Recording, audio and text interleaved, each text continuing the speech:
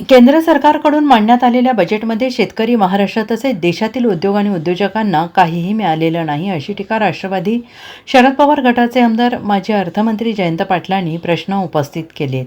ज्या गोष्टींचे याआधी नियोजन केले होते त्याबाबत काय झालं त्याचं सांगितलं असतं तर बरं झालं असतं. त्याचबरोबर मंदिरांसाठी 5,000 कोटींची तरतूद करण्यात आलेली आहे, मात्र कोणती मंदिरात ही सांगितलेली नाही. त्यामुळे त्यांच्या मनात आणि ज्या देवांवर भक्ती आहे त्यांचाच विकास होणार का?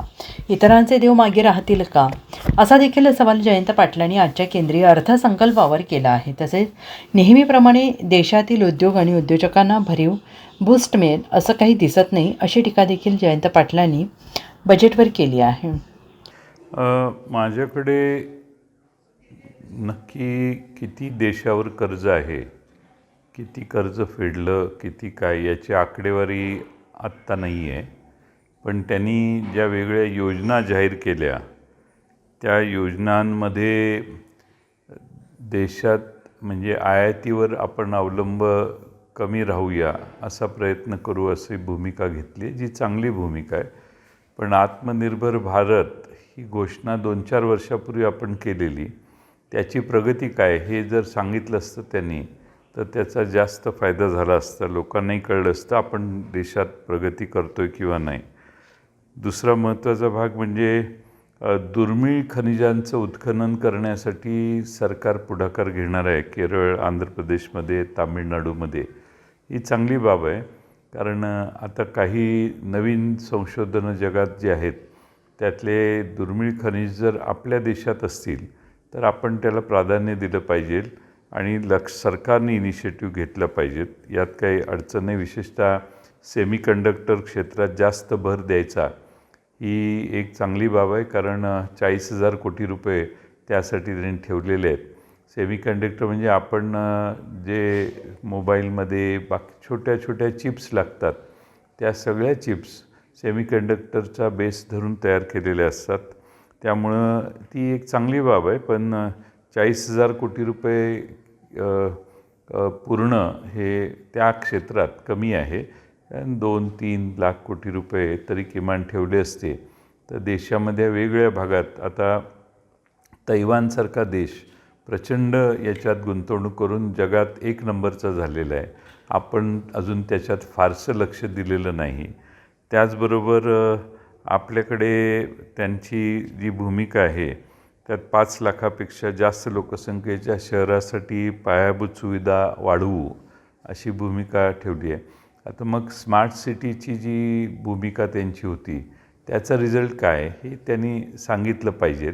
म्हणजे मग 5 लाखाच्या वरच्या लोकसंख्येच्या शहरांना पायाभूत सुविधांसाठी ते काय नवं करणार हे कळणं जास्त आवश्यक आहे. पण एक बरी गोष्ट आहे की 12 लाख कोटी रुपये शहर विकासासाठी वापरायचं असं त्यांनी ठरवलेलं आहे. दुसरा महत्त्वाचा भाग म्हणजे पर्यटन वाढीसाठी अनेक योजना त्यांनी जाहीर केलेल्या आहेत. पुणे, हैदराबाद, दिल्ली, वाराणसी रेड कॉरिडॉर तयार करणार सांगितले. Mumbai Pune high speed rail corridor तयार करणार, म्हणजे मुंबई पुण्यातल्या रेल्वेची स्पीड वाढवणार किंवा नवीन ट्रॅक टाकून हायस्पीड ट्रेन तिथं करणार किंवा देशाच्या अन्य भागातही त्यांनी केलेलं आहे तसं. त्याचबरोबर आपल्या देशामध्ये सेमीकंडक्टर मिशन सुरू करण्याची योजना सरकार करणार आहे अशी घोषणा त्यांनी केलेली आहे. ही चांगली बाब आहे, पण पैसे कमी आहेत. ते 40,000 कोटी रुपयांनी काही होत नाही, कारण ती इंडस्ट्री अशी आहे की प्रचंड गुंतवणूक त्यात करावी लागते. दुसरे देश हे सगळ्या गोष्टी त्यांना फ्री देतात, या करा आमच्याकडं गुंतवणूक करा असं सांगतायत. आणि त्यासाठी सरकारने पुढाकार जास्त घेणं आवश्यक आहे. पर्यटन स्थळावर जास्त भर दिसतोय. पर्यटन स्थळांची सुधारणा करणं, उभा करण्यासाठी त्यांचा प्रयत्न दिसतोय.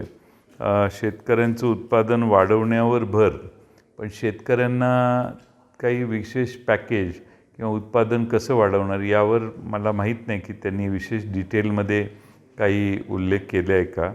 पण बुलेट पॉईंट्समध्ये तर उत्पादनावर भर आता उत्पादन 22 सालीच आपण डबल करणार होतो. ते जरा रिव्हर्स झालेलं आहे, तर त्याचाही आढावा अर्थसंकल्पात अर्थमंत्र्यांनी घेणं आवश्यक आहे. बऱ्याच ठिकाणी आता 5 विद्यापीठ टाउनशिप उभारणार इंडस्ट्रीयल कॉरिडॉरमध्ये असं त्यांनी सांगितलं. एक चांगली कल्पना आहे, पण यासाठी किती गुंतवणूक करणार याचं स्पष्टीकरण झालं असतं तर बरं झालं असतं. बऱ्याच अशा गोष्टी आहेत की लहान लहान प्रोव्हिजन्स त्यांनी केल्या आहेत. मंदिरासाठी 5,000 कोटींची तरतूद असा उल्लेख आहे. मग ही मंदिरं कुठली बांधणार, कुठल्या मंदिरांसाठी करणार, त्यांना क्रायटेरिया काय लागणार, काय यांच्या मनात असेल, यांची भक्ती ज्या देवावर आहे तीच आणि इतरांच्या भक्तीच्या देव मागं राहतील असाही त्याचं काहीतरी क्रायटेरिया सरकार ठरवेल अशी आमची अपेक्षा आहे. Bureau report SPN Marathi, Sangli.